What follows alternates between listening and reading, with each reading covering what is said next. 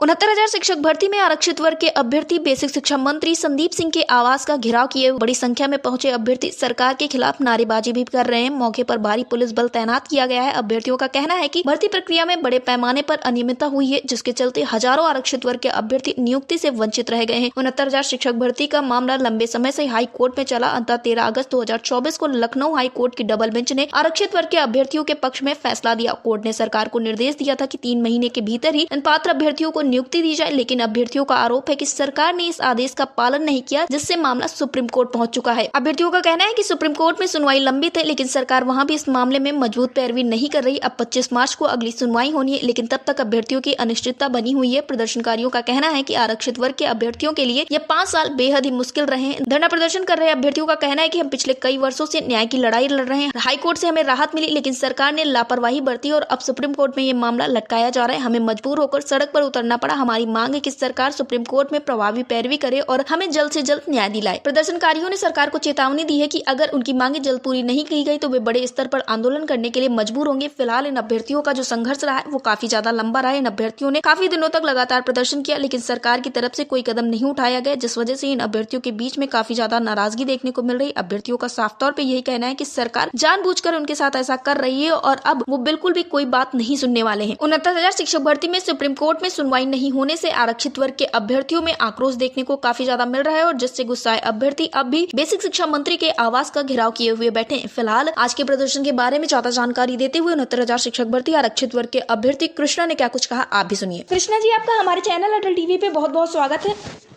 जी ma'am, धन्यवाद।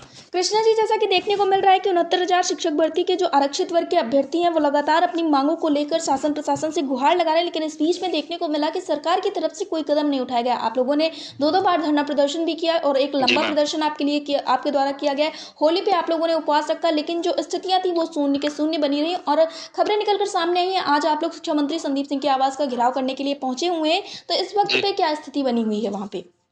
जी ma'am, जैसा कि हम लोग लगातार पिछले 5 साल से भी ज्यादा समय हो चुका है और हमारी सामान्य सी मांग है कि जो 69,000 शिक्षक भर्ती हुई थी उस भर्ती में आखिर पिछड़ा वर्ग आयोग ने माना, माननीय मुख्यमंत्री जी के जांच कमेटी ने माना, हाई कोर्ट ने माना कि जो अधिकार बाबा साहब के संविधान ने दिया है उस संविधान के तहत जो है छेड़खानी हुई है और जो पिछड़े दलितों की सीटें हैं उनको लूट कर उनकी सीटों को हकमारी करके किसी विशेष वर्ग को दे दिया गया है। जब हाईकोर्ट में एक लंबा मामला चला, उसके बाद हम उसके साथ साथ हम लोग सड़कों पे लगातार संघर्ष करते रहे। अटल टीवी इसका गवाह है, लगातार उसका कवर करता रहा है और उन्होंने देखा कि हम लोग दिन रात लगातार संघर्ष किए और हाईकोर्ट का आदेश भी आता है कि सरकार जो है जो गलत रूप से चयनित हो चुके हैं उनको निकाल कर उनके लिए कोई इंतजाम करे और जो पिछड़े दलितों को जहां पर होना चाहिए था, विद्यालय में होना चाहिए था, उनको विद्यालय भेजा जाए और 3 महीने के अंदर निर्णय लिया जाए।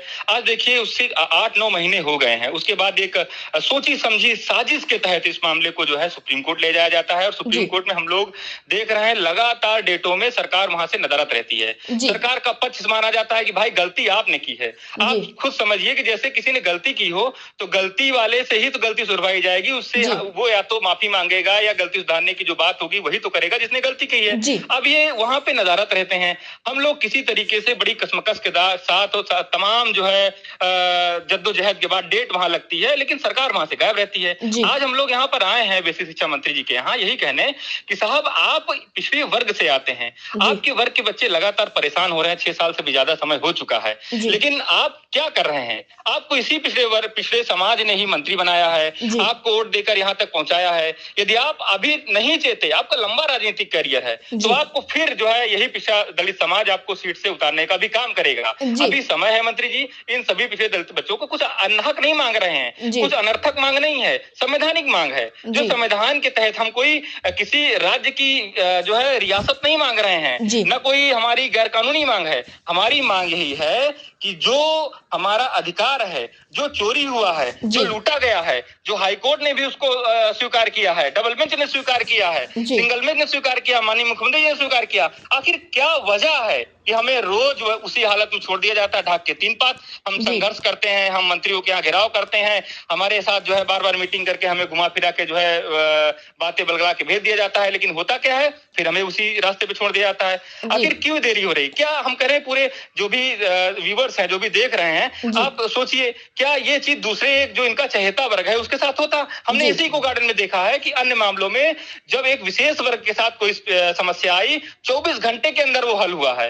इसी बेसिक की भर्ती में हमसे पहले वाली में सामान्य वर्ग के बच्चों के साथ थोड़ा सा सीटें बची थी, उनकी नियुक्ति बची हुई थी और इन लोगों ने एक दिन आंदोलन किया और उनका मामला तुरंत हल हुआ। लेकिन हम लोग बताइए आज कितने दिन हो गया है, सुप्रीम कोर्ट में मामला चल रहा है, लेकिन सरकार घुमाने को कह देती हम वहां पे अपनी बात कहेंगे, मामला कोर्ट में चल रहा है। भाई कोर्ट में चल रहा, चलने को तो वर्षों चलेगा, लेकिन आप करते क्या हो? कोई चीज लिखित में दिखाओ हमको।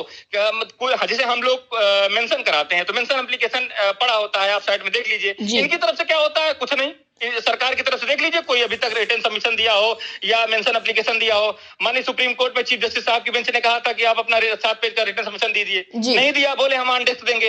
अरे भाई ये तो कहने की बात है, हमारे साथी केवल आप अत्याचार करेंगे, हमारे साथी केवल आप घुमाने काम करेंगे। नहीं, अब पिछड़ा दलित वर्ग जाग चुका है, इसीलिए हम लोग लगातार संघर्ष कर रहे हैं और सभी मंत्रियों के यहाँ जाएंगे, जितने प्रदेश के पिछड़े दलित मंत्री हैं सभी के यहाँ जाएंगे और अपनी बात कहेंगे। जी कृष्णा जी, इस बीच में कई सारे आरोप भी अभ्यर्थियों के द्वारा इस बात के लगाए गए कि सरकार जानबूझकर ये सारी चीजें कर रही है और जो न्यायालय है उसे भी अपने पंजे में जपोटने की कोशिश कर रही है। न्यायालय के ऊपर अप्रत्यक्ष रूप से काफी ज्यादा दबाव बनाया जा रहा है। इस वजह से आप लोगों को तारीखों पे तारीखें दी जा रही है, कभी केस मेंशन होता है तो कभी आप लोगों को अगली तारीखें दे दी जाती है, तो कभी आप लोगों की सुनवाई हो ही नहीं पाती। इस तरह की तमाम बातें कोर्ट की तरफ से भी निकलकर सामने आई हैं।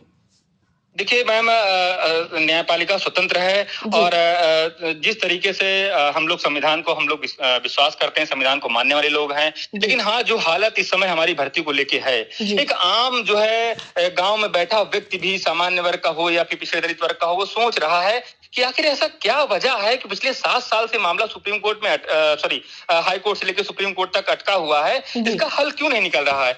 क्या यही ऐसा ही रवैया किसी दूसरे केस में होता या किसी राजनीतिक पार्टी के साथ कोई ऐसी बात हो जाती, चुनाव में कोई बात ऐसी हो जाती, तो क्या इतने 7 साल मामला लटका रहता? नहीं लटका रहता। ये अपनी सीट को पाने के लिए 7 घंटे में उसका निर्णय ले आते। लेकिन ये पिछड़े दलितों का मामला है साहब, इसमें जो है किसी न किसी, हम तो ये चीज अंदेशा जता रहे हैं और ये अंदेशा लगातार समाज में जा रहा है। कहते न्याय यदि आप करिए तो न्याय होता हुआ दिखना चाहिए, वही न्याय है। तो जो न्याय है, न्याय हमको मिले इतने लंबे समय बाद, यदि मिले 7 साल हो गया, 7 साल पता नहीं कितना और समय लगे, उसके बाद मिले तो उसको न्याय आप कहेंगे? हम लोग इसी बात को लेकर तमाम लोगों के अंदर ये आशंका है कि क्या कहीं इसको मैनिपुलेट किया जा रहा है, क्या किसी मिली भगत के तहत हमारी डेटें लगती हैं और डेट लगने के बाद सुनवाई, बताइए, टेकअप नहीं होता मामला। पिछले कई डेट से मैम सुप्रीम कोर्ट में डेट लगती है, हम लोग बड़ी तैयारी के साथ यहाँ से जाते हैं लखनऊ से सुप्रीम कोर्ट, और कितना खर्चा होता है, एक वकील की फीस 15-15 लाख रुपए है। हम लोग बेरोजगार हैं, हमारे पास तमाम ऐसे साथी हैं जो मानसिक स्थिति से गुजर रहे हैं, मानसिक पीड़ा से गुजर रहे हैं, उनके घर में कमाने वाला कोई नहीं है, फिर भी वो किसी तरीके से 100-100, 200 रुपए इकट्ठा करके हम लोग वकील वहां लेके जाते हैं। एक तरफ आप देखिए उस पिक्चर को कोर्ट की, एक तरफ फौज खड़ी रहती है वकीलों की, ऐसी बड़े बड़े वकील 20-20 लाख रुपए लेते हैं, वैसे वकील सामने वाला पक्ष जो लगातार सैलरी ले रहा है, वो लड़ रहा है, वो अवैध रूप से चयनित हुआ। हम नहीं कह रहे हैं, माननीय हाईकोर्ट कह रहा है, माननीय मुख्यमंत्री जी मानते हैं, माननीय जो एनसीबीसी आयोग है वो मानती है, और उसके बाद हम लोग बेरोजगार हैं, हम लोग अपने किसी तरीके से जद्दोजहद करके वकील लेके जाते हैं, लेकिन हमारा पैसा जो है पानी के भाव चला जाता है, किसी काम का नहीं रहता है। और ये एक सोची साजिश के तहत होता है कि ये लोग कब तक लड़ेंगे, इनके पास पैसा खत्म हो जाएगा, इनको मदद करने वाला कोई लोग नहीं होगा, ये लोग जब हार जाएंगे, थक जाएंगे, तो चुपके से कोई ऐसा आदेश आ जाएगा जिसमें ये लोग, पीढ़ियां इनकी बर्बाद हो जाएंगी। ये पिछड़े दलितों की आने वाली पीढ़ियों के लिए नजीर बनेगा ये फैसला। इसलिए ये लोग लगातार डेटें लगती हैं और उस डेट में सरकार नदारत रहती है।